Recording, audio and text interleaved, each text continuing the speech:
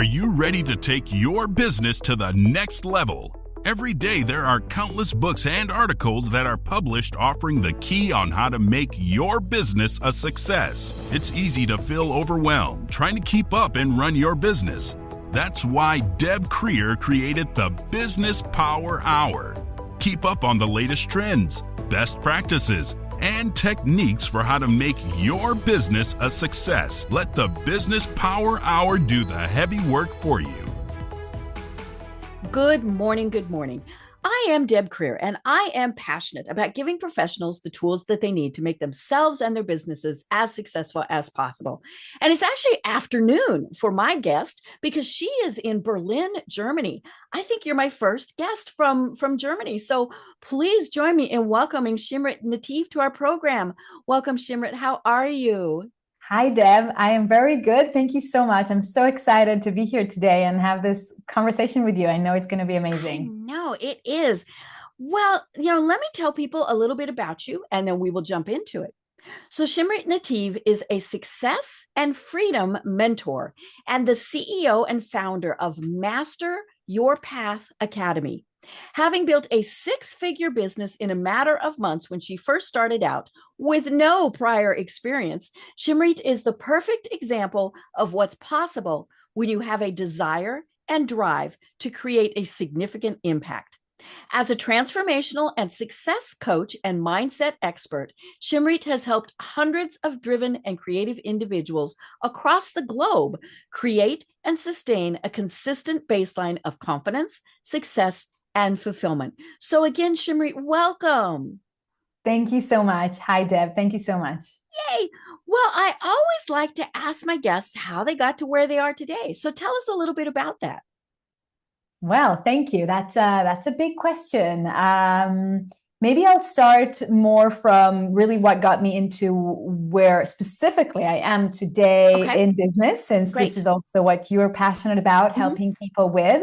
And so I know our conversation will be around that too. And so I started my business. I guess I was always an entrepreneur because I always worked for myself. I was an artist. I was a musician for over 20 years.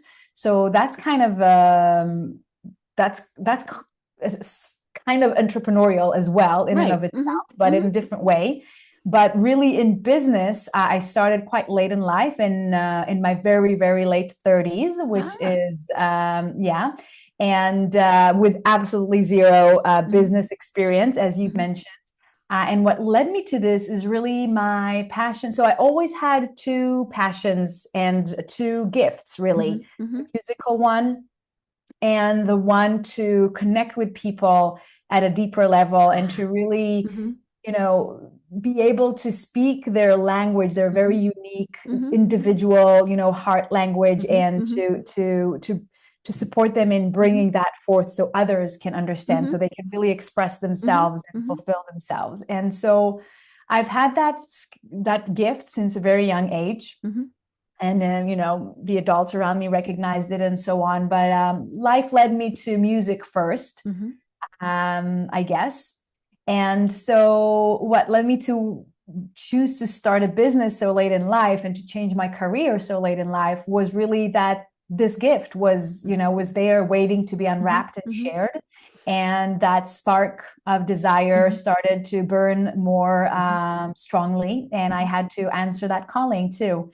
And so I started first by, educating myself. I mean, I've gathered a lot of tools throughout the years, and I always was a teacher, and I always worked with people also as a musician, as a teacher in music. But I also, at that point, gathered all kinds of education and, as a coach and so on. And I started working first locally here in Germany, in Berlin. And I didn't yet have that mindset of business. So I kind of worked with clients like I would as a private music teacher, just like a lesson here and there, and then I realized that people were getting incredible results, if I may humbly say. And it was very fulfilling. And I realized that I want to do this in a greater scale. And the way for me to reach more people and to impact more lives is to take the business route and really learn how to scale what I'm doing. And that's kind of how I got started. And so I went online. This was before COVID.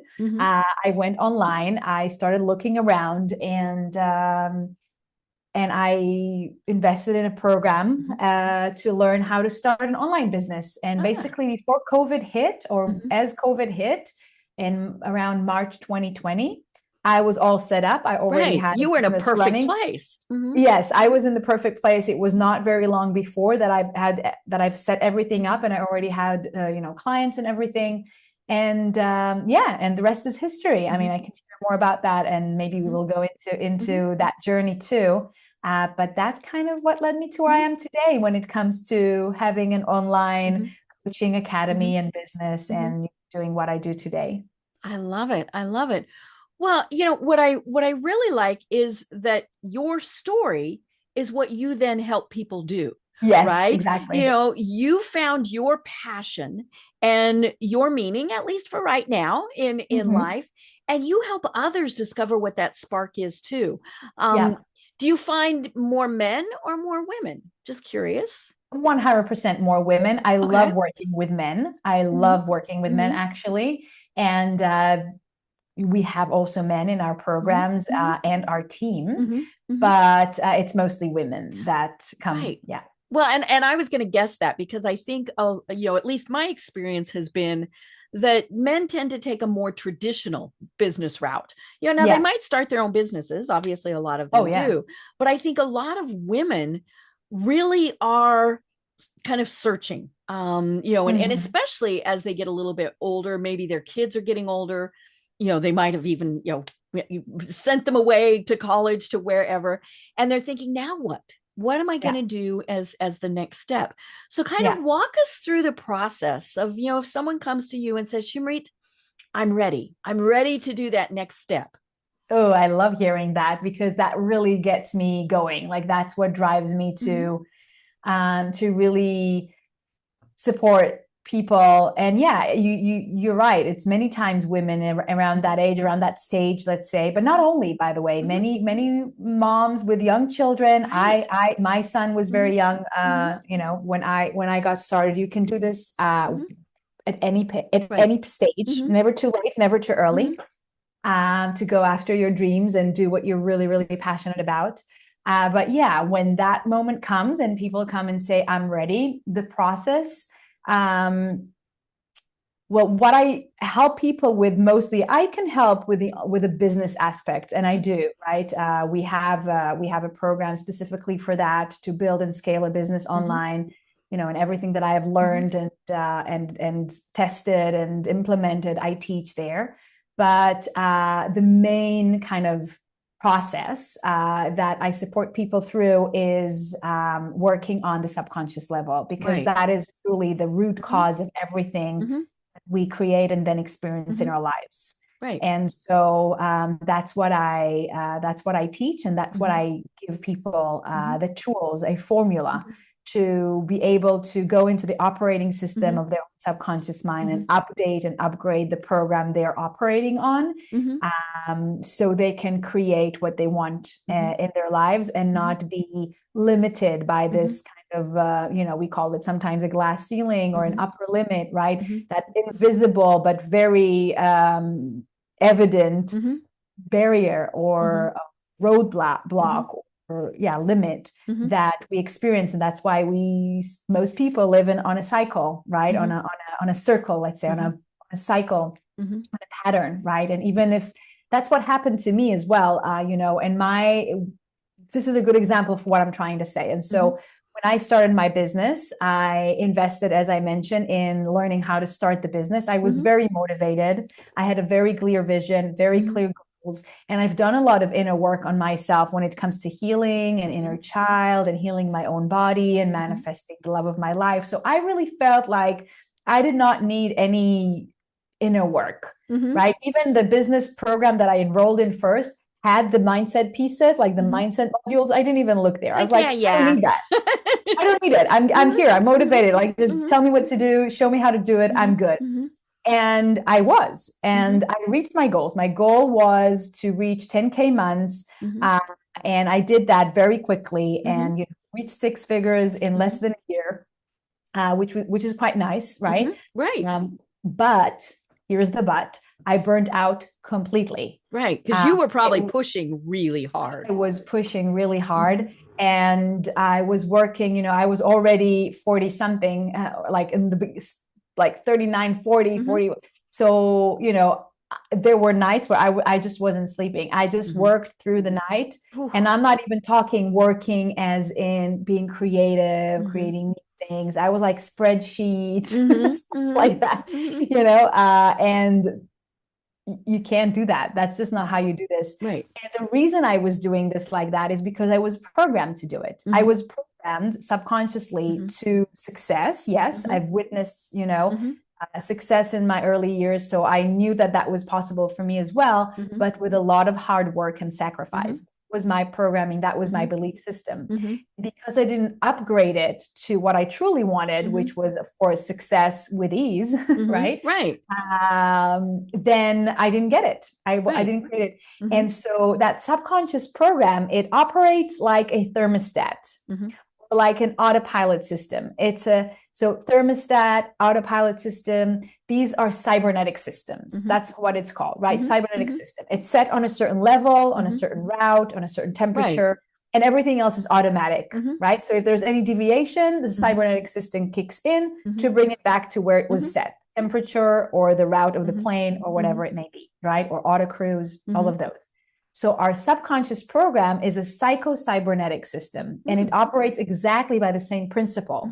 So it is set on a certain level, on a certain route, on a certain story, if you will, on a certain belief system. There are different layers to this, but to simplify it, it's set on a certain course or level. And if there's any deviation from that, it will automatically kick in to bring us back to where it was set. And this will be expressed with the way we think and the way we feel and the way we act. And so you can see in my story how that happened, right? So I decided, no, I'm going to go there. I'm going to start a business and I'm going to have a multiple six figures business and I'm going to do that.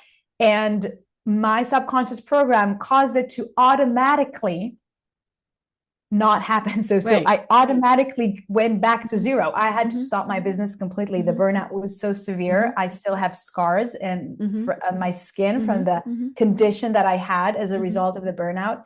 And of course, I'm grateful for that because I learned so much from it. And it allows me today to support people as well through experiences like that.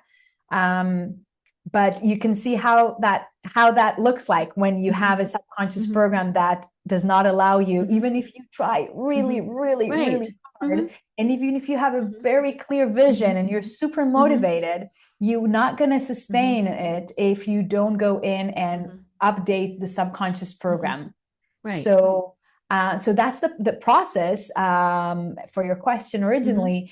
Is to really know how to do that. Because, as human beings, I believe, and I'm curious to know if your audience resonates with that, Deb, that we are spiritual beings. We are spiritual beings, right? And so as human beings, we are spiritual beings and we have our human instrument, right? Our human instrument through which life is expressed and then experienced. And as humans, then we have our conscious mind and we have our body. These are like the elements or the parts of the instrument, if you will. And this instrument is like a vehicle, is like that plane that can go anywhere, but it's operating on that subconscious program. And so we should know. This actually should be taught in school. We should know how to master our own instrument, how to update the program so we can get to where we want to go and not be limited to whatever it is that we've been programmed to in the first early years of our lives. But this is not yet common knowledge.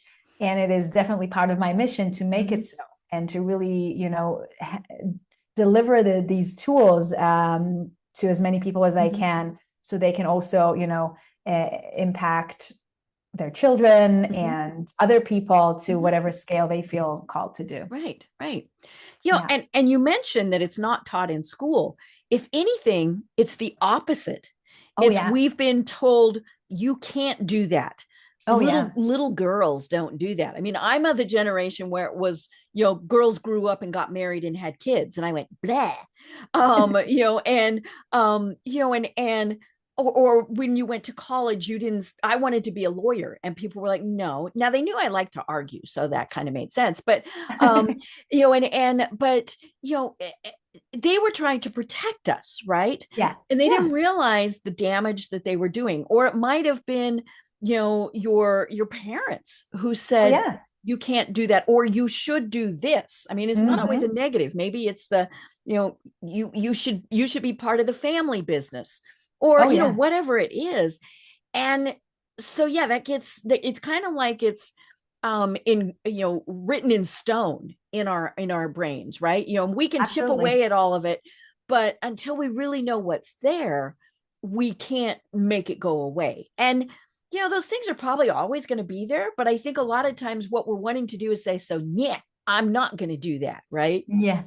Yeah, absolutely. You're very right. But the thing is, it's not exactly written in stone because our brain is plastic. All right. So that's what neuroplasticity, like science is catching up Right. with We can spirituality. rewire. Oh yeah, we can, and it's part of the thing, right? It's to rewire our brain. Now, our brain is not the program because the mind is not the brain. The brain is the mind in action. It's the mind manifested already in the body, but the mind is manifested in every part of the body, in every cell of the body.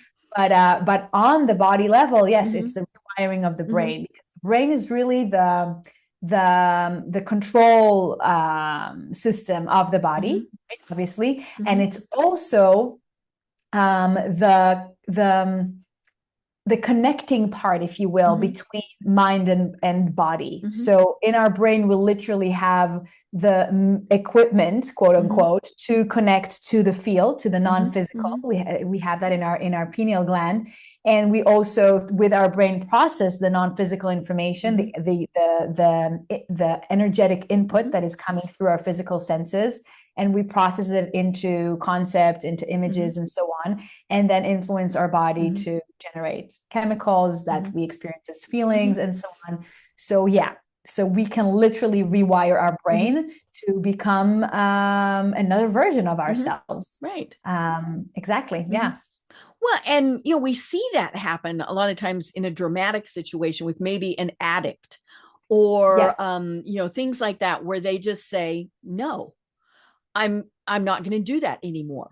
You mentioned in your bio healing your own body, and we see that happen all the time, where people, they just be, and let's be honest, because your mind is so incredibly powerful. Exactly. I forget what the teeny tiny percentage is that they say we actually use. And then of course the brain's doing other things like making sure we breathe and our heart beats, and all of those things that it really needs to do. But yeah, the supercomputer that is your brain, we just barely scratch that surface. Oh yes, absolutely. Absolutely. And if you bring in the idea of addiction, it's actually all addiction. So we are addicted to our thoughts. Right. Yeah, we are addicted to limiting ourselves, or we're addicted to maybe wanting too much success. I mean, there's all of these things that kind of play into this. Yes, we're literally addicted. So when one is addicted to substances, right, the addict, then it's an external substance, but we are all addicted to internal substances. So our body is literally an internal pharmacy, right? And the stress hormones that most people produce a lot of every single day, because we are all programmed to be in stress on some level, and to fear in some level. We have it from the media, it's and so on. The fight or flight thing. Exactly, always going the on. fight or flight, exactly, all the time. And we've been programmed, like you said before, Deb. You said, we've been taught this by our, caregivers and educators to protect us. So what is that protection? That's survival. Need, that survival response. It's the same thing. It's that fight or flight. It's that stress. It's that fear-based thinking and belief system and programming. So these hormones. So when you think a thought, it triggers, when you think a thought, when you think enough thoughts in tandem, which is how we usually think, because one thought leads to another that leads to another on the same pattern. And then these trigger different synaptic connections in your brain, and when enough of those are activated in tandem, which is what most of the time happens in our thinking, this activates a certain neurotransmitter and a neuropeptide that sends a chemical signal in our body that activates one of our glands that then releases a certain chemical. Anyway, these chemicals, we are literally addicted to them. Right. To Yeah. the internal They give us substance. a high. A high or a low, but it's like a high, right? And so we think the same thoughts because we need that same hit, just like we would with an external substance that you can be addicted to. So we are literally addicted to the stress. We are literally addicted to our limitations, as you said. We're literally addicted to what we don't want. And you know what's interesting? So I'm originally from Israel, and my native language is Hebrew. In Hebrew, different words come from 2 or 3 letter roots. Okay. So words come from roots. And so sometimes you get different words that seemingly are unrelated in their meaning that come from the same root. And that really reveals an underlying truth. And I love talking about these things. There's so many that I can share with you. But in the context of our conversation on addictions, check this out. The word addicted or addiction those words, addictive, all those words around addiction come from the same 3-letter root as the word known or familiar. Are you getting this? So we are literally addicted to the known, to what we know. Because we don't like change. We don't like, all of those things that go along with it. So give me more of what I'm used to. Yeah. And we don't like change because it's like withdrawing from an addiction. It's you need a rehab, you need an internal rehab, and it's super uncomfortable. Right. Yeah. And it can also be, things like the people, the workaholics, right? The people who continually have to do more, get more recognition, earn more money. I mean, all of those things, because that feeds whatever is going on in them also. Yeah. Exactly. It's whatever it is. It doesn't matter if it's work, it's shopping, it's TV or gaming or smoking or drinking. It's all the same. Or just thinking in a certain way, being stressed, being frustrated, whatever. So if there's a pattern that you don't seem to be able to stop in your thinking and or in your behavior, it means you're addicted to it. Right. Because we know it and we're used to it. Exactly. And so we end up, of course, limiting ourselves so much with this, whether it's, I can't go after that client, they're too big, or I can't apply for that speaking thing because it's too big, or, all of those various things. And, and then it limits us, right? And I think one of the things that I see a lot, especially with new business owners, is they're thinking, I can't ask for more money, hourly, whatever it is, because I'm new. I don't have the experience, all of those things. Now, I'm not saying you go out and you charge the first person $1 million. That'd be great. Wouldn't that be way cool? But you also don't need to say, oh, I'm only going to charge you $10, because we just have that limiting thing with we have to have the experience. We have to have all of those various things. Well, maybe we haven't been doing whatever that is for X number of years, but we might have that knowledge. We might have that expertise. And let's be honest, sometimes we just have the chutzpah to do it, right? To say, I'm going to charge you $200 or 2,000 or whatever. Absolutely. Absolutely. So how do you work with people to get past those limiting type of thoughts? Yeah. So when it comes to like on the external level with the examples that you've shared, when it comes to business and charging, these are not the limiting thoughts, but we definitely work on that too when it comes to just, repackaging your offer and really, I call it serve like you deserve, right? So I love that. You want to serve, right? You want to serve, of course, because many times people, especially, coaches and healers and, or artists, which is a lot of my clients are, wanting to bring their service and their offerings online and to people, and they have financial goals, but they're not used to, just like you say, Deb, like charging more all of a sudden. And I say, serve like you deserve. You want to serve, but you deserve to be rewarded in any way that you desire. And in fact, the more you raise your standards, or you will raise your level of impact. Because if you're just grinding and keep being, depleted or in one way or another, then you cannot expand and reach and your impact. But then of course, as we've said, and that will take us back to your question, it requires this shifting of those limiting thoughts. So asking me, how do I support people in doing that? Well, it's a whole process.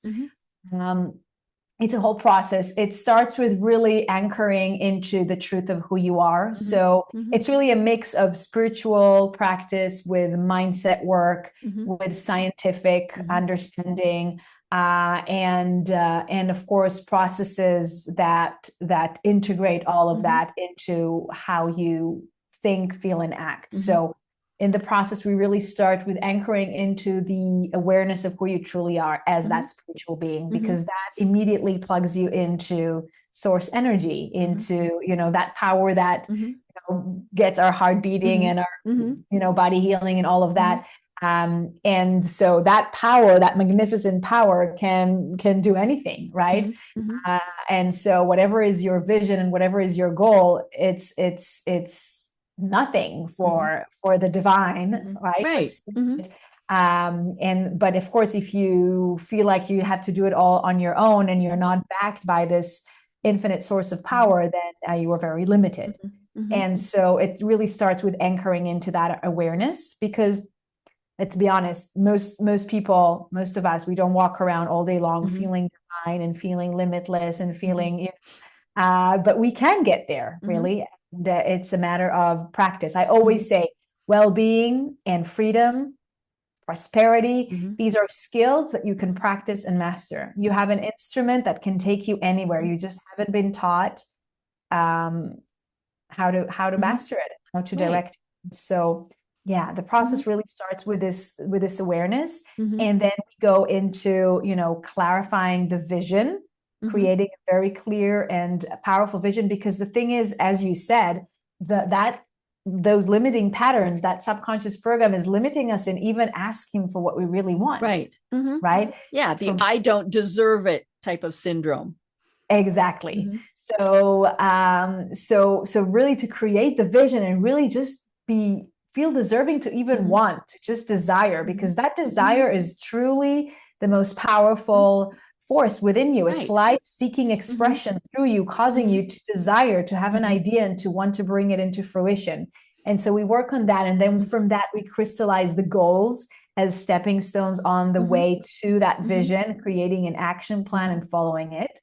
And then from there, we go into the operating system to start shifting those patterns, because that subconscious program is basically a multitude of patterns. Patterns upon patterns upon patterns of thoughts, reactions.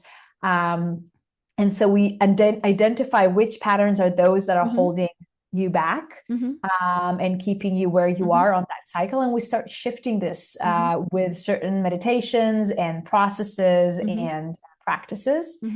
And then as that happens and the program starts to update, what happens is that you start tapping into the true capacity of that instrument of the mind, because the capacity is there. It's just limited by the program. It's like if you take a light bulb, right, and electricity. So there's enough electricity to illuminate the whole planet. But one small light bulb with one small transmitter can only transmute that much energy, that much electricity into that much light. If you take a bigger transmitter and a bigger light bulb, then more electricity will be transmitted into more light. Electricity is there. It's just a matter of what's the capacity of the instrument. We have an instrument with infinite capacity to match the infinite energy, right? And that's why we can see people around the world and around, and throughout history have created incredible things or have healed their body in incredible ways, and we've seen miracles, right? But most people are operating on a subconscious program that is limiting the capacity or their access to the true capacity of that instrument. So as you shift that subconscious program, you start tapping into the true capacity of the mind, and that then translates into results. So all of a sudden, more light, right? More light. So you get more results, whatever it may be that is in that vision and in those goals. And then we go into then starting to master it. So now we all of a sudden have this powerful instrument in our hands. We want to be able to direct it, right? We want to be able to master it.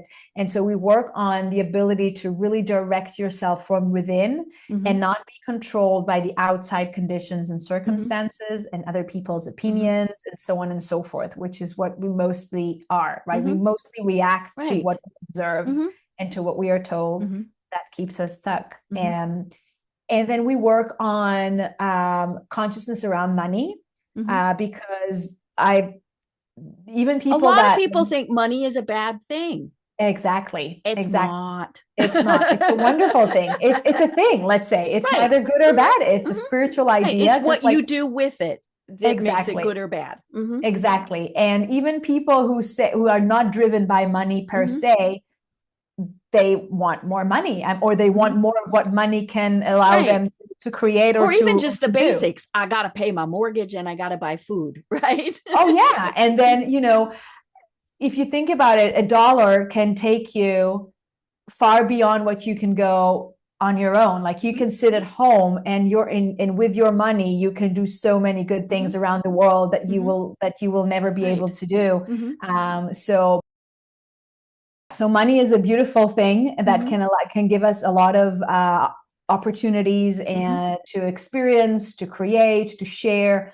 And so we work on that. We work on consciousness around money, and we work on your ability to really tune your frequency to the frequency of your vision, to the frequency of your goal, because we are truly like radios. We in fact have antennas in our pineal gland. And so, but most of the time we're not in control of our frequency. We're not even aware of it. And it most of the time goes up and down as a reaction to whatever it is that we are observing around us, as we said. So part of this is to really be able to tune your frequency and stay tuned or get back on the frequency of what it is that you desire, and to really master that. And then we work on leadership because whatever it may be that one wants, and especially as entrepreneurs and business owners, it's a lot about leadership, self-leadership, leadership for others. And so we really work on the tools to become that empowered leader.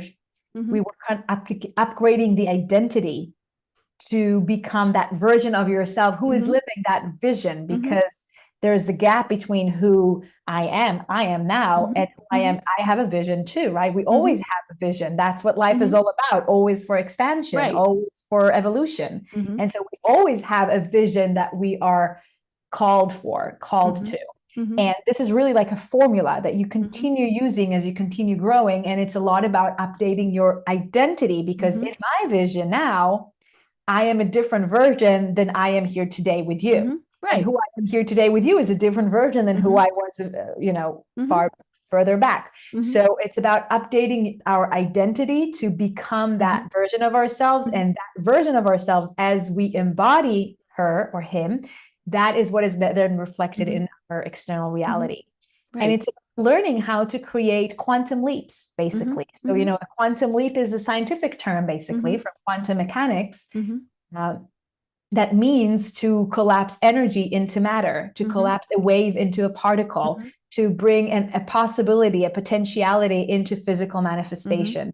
And so you learn how to do that as a skill, as a skill that you practice and master. So that is in a nutshell, we can say, the process.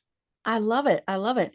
One of the things that I was thinking about as you were talking about this is, if we shoot too high, can there be ramifications? And, and so I'm a marketing person, and way back when I went to school, and they still do this, they talked about BHAGs, big, hairy, audacious goals, right? And so a lot of times people made those so big that they were unattainable. And then, of course, it got into that vicious cycle of, well, I didn't make $5 million a year, so I must be a horrible person. Well, maybe your BHAG just needs to be a little bit more realistic, without too limiting. I mean, that's the tricky part, is finding that sweet spot. Yeah. Well, I have a slightly different take on this. Okay, I don't cool. think that, yeah, I don't think that we want to, you know, diminish the goal. Or that I don't think, I mean, I learned this from one of my mentors. I had the honor to work with Bob Proctor, the late Bob Proctor, who died in 2022. And he was one of my mentors. And he would never accept something like this. Like you can never aim too high. Right. You should never settle. There's no end to what you can create. You always want to create the biggest, boldest vision and goal that you can. And really the true visionaries, the true, like we are here where we are today with airplanes and light bulbs and all of the things. They kept doing it. Exactly. They had a dream and no one around them could even fathom what they were talking about. And they failed a million times and they did it anyway. And here we are with, you know, with the fruits of their vision and their dedication to it. So I definitely resonate with that. However, this is where we do the crystallizing goals process that I mentioned before. So you do want to create the vision as far as you can go with your imagination. Because your imagination is your workshop. And if you can imagine, Bob always said, if you can imagine it, you can do it. Exactly. If you can hold it in your mind, you can hold it in your hand. So you definitely don't want to limit yourself. If your imagination can go there, definitely don't want to. That's one of the programming that we've been, you know, that we've been through. Like, don't fantasize, be realistic. No, you don't want to be realistic because the reality, if you want to create something that is kind of limits. Exactly. If you want to create something that is not yet in the reality, then you cannot think realistically because you create with your thinking, right?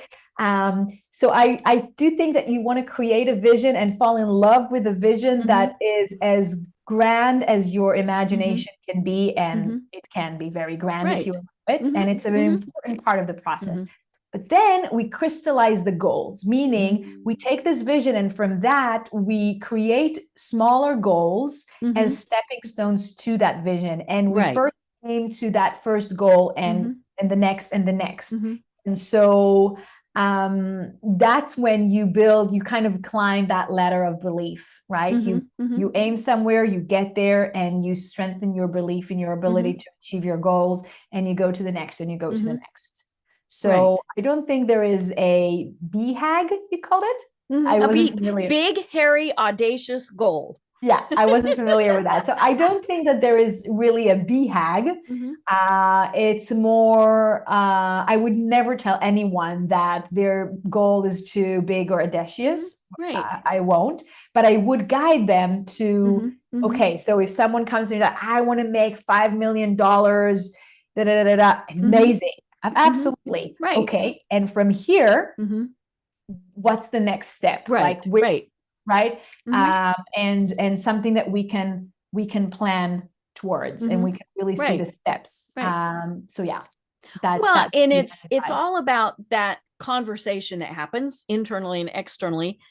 If you don't make those, you know, instead of you're stupid, you can't do this, whatever, it's okay. Maybe I need different resources. How am I going to get those resources? And so it's, you know, it is fine to have those, you know, and BHAG. I mean, that's just it sounds bad, right? It's not, but yeah, when, you know, because we're not going to meet it. Well, let's be honest. If we meet those goals right away, they weren't far enough out. Exactly. Absolutely. And, you know, and so, you know, they need to be out there far enough that you are striving, you're learning, you're developing the resources, whatever.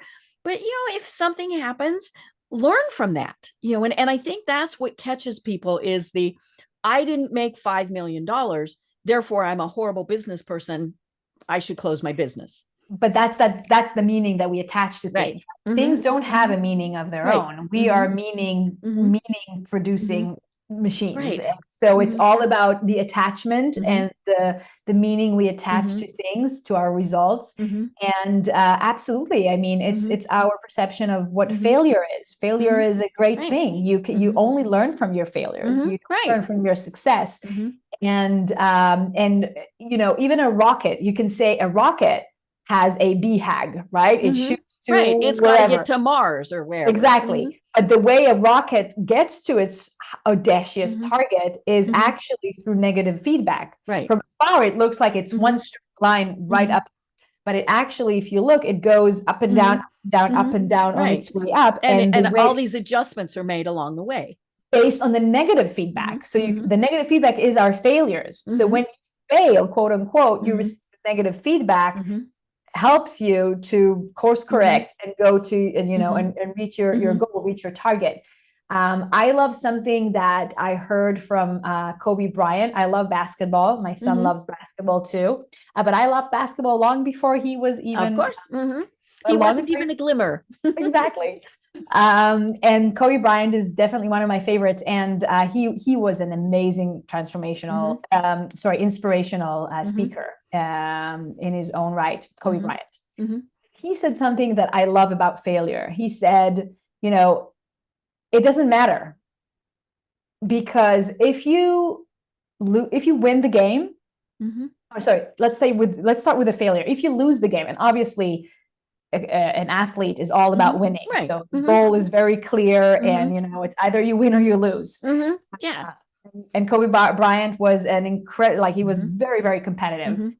If you win the game, that's amazing, you feel amazing, and then the next morning you get up, you go to practice, right? Anyway.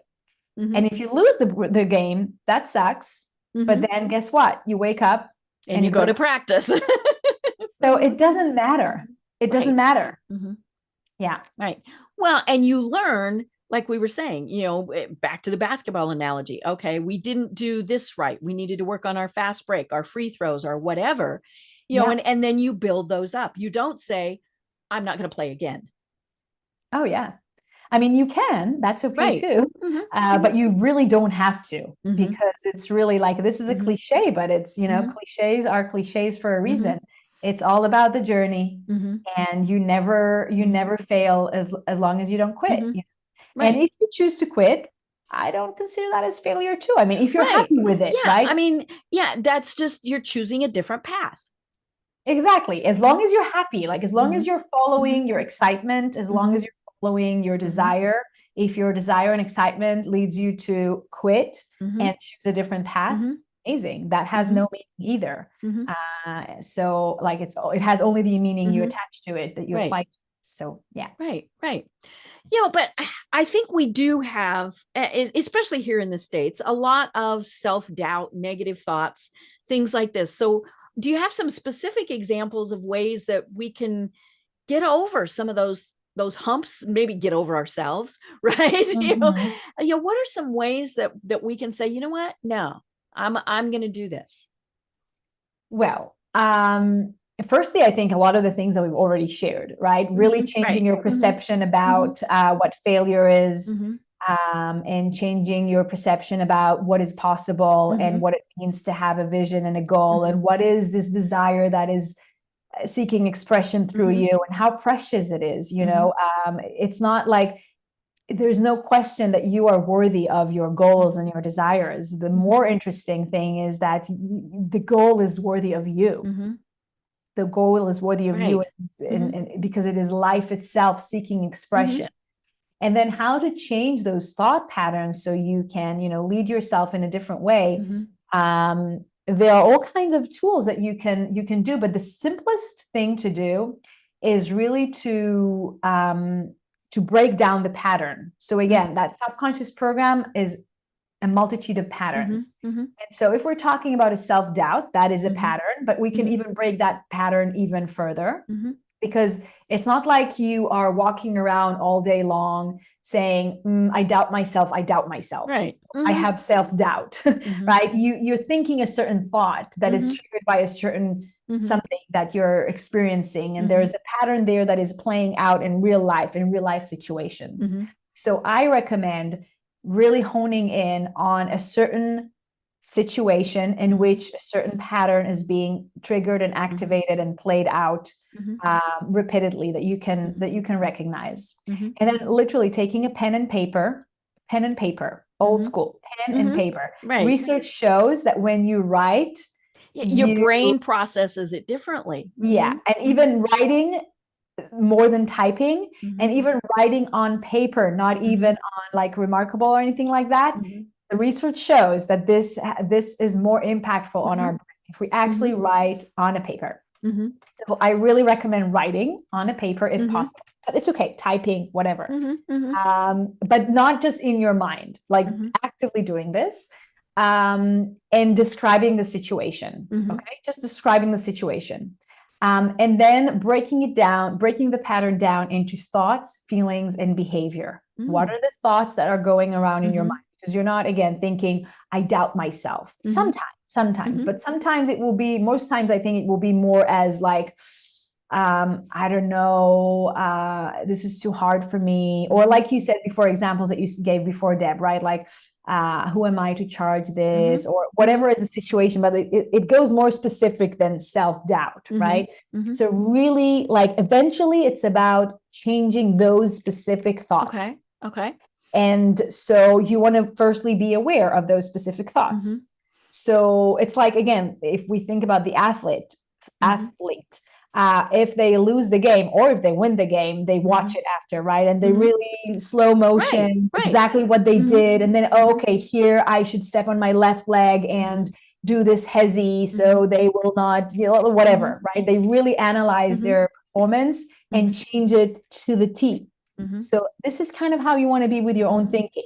So write down the most dominant thoughts that you think in that situation. And then feeling. How do you feel? You don't feel doubt. You feel anxiety. Maybe you're tired. Maybe usually you get tired in this situation, or you feel heavy. Maybe you get frustrated. Like really identify the feelings and the behavior. Procrastinating. Maybe each time you're like, all of a sudden you do something else, or maybe you're overworking, or maybe you're always like fighting with someone, or identify the situation, the behavior. So situation, thoughts, feelings, and actions as it is. And then look at it and see, okay, where am I holding myself back? And what it is that I want to change. And then describe, to do that, you want to take a blank sheet of paper then and write the situation as you want it to be. Oh, okay. Exactly as you want it to be. And break that pattern down. So in that situation, what are your thoughts? And how do you feel? And how do you show up and behave? And then see the changes. And this alone will just, will just create so much clarity and will enable you to make new choices. And then you can make some decisions like, crafting some affirmations to teach yourself to think, to practice, basically. It's a practice, it's a skill. So to practice those thoughts, prepare yourself for that situation in a different way so you remember to make those choices in real time. Practice making those choices in a meditative state. Do mental rehearsal. Again, the athletes do that all the time. They mentally rehearse, and research shows, right? Research shows that if you like basketball players that mentally rehearse shooting, their brain looks like they actually made the shots. Or piano players that don't lift a finger, don't tap or the you piano. see them just doing the fingering, but they're not playing a piano, right? Yeah, or not even doing, just mentally reharsing this, and their brain looks like the other group that actually rehearsed it on the piano. So we have lots of research to show that the brain literally changes to look like the event happened if you only practice this mentally. So mentally rehearse the person you want to become. Mentally rehearse that situation as you would like it to be, thinking, feeling, and acting. So here's a tip. Here's a process. Okay. Yeah, it's just fascinating because we talk ourselves in and out of so many things, right? But yeah, even if it's just as simple as envisioning that you're going to get that new client. Okay. How are you going to get that new client? What are you going to say? All of those various things. How are you going to deal with their objections? Maybe they might say it's too much or whatever. All of those things. And it's funny because we limit ourselves. One of the things that when I started out, people would say, I would give a proposal. It's going to cost $5,000 to do X. And they'd come back and say, oh, that's too much. I only want to spend 4,000. And I would say, okay. And of course, what I learned was to say, that's great. What do you want to cut out? Mm-hmm. And and then they're like, oh no, I want it all. Well, all costs you 5,000. So let's Yeah. figure out, and it's it's never a complete pushback usually, but it's how can we figure out how to do this together Yeah. where we accomplish that. And that was especially true when I was starting out in business. People would say, no, it's too much. Okay. Mm-hmm. And but yeah, when it's like, no, that's the price is what the price is. Mm-hmm. But there's certainly ways that you can negotiate, but you just have to know where those boundaries and things lie. But Mm-hmm. it's you have to have thought about it in advance, exactly what you were saying, because you Yeah. don't want to go, right, Yes. when they bring up the objection. Right. So, but yeah, it's mentally rehearsing. I mean, all of those things, and I mean, one of the places where you mentioned athletes, we also see that with speakers, right? Oh, They'll be yeah. standing off stage, and you can tell in their mind they're thinking, okay, walk over here, do this, point here, do all of that.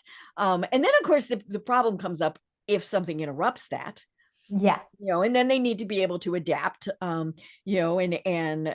that's but that's part of that process too. Okay, well, I was going to do this and my microphone doesn't work, Yeah. therefore what do I need to do? Yeah. And so all of those things. But yeah, I mean, it's just it's so fascinating, because our brain is, and our mind, I should say, our mind is what's in charge. Yes. Yes. Absolutely. If we our mind is what's in charge, is Mhm. what is in charge, Mhm.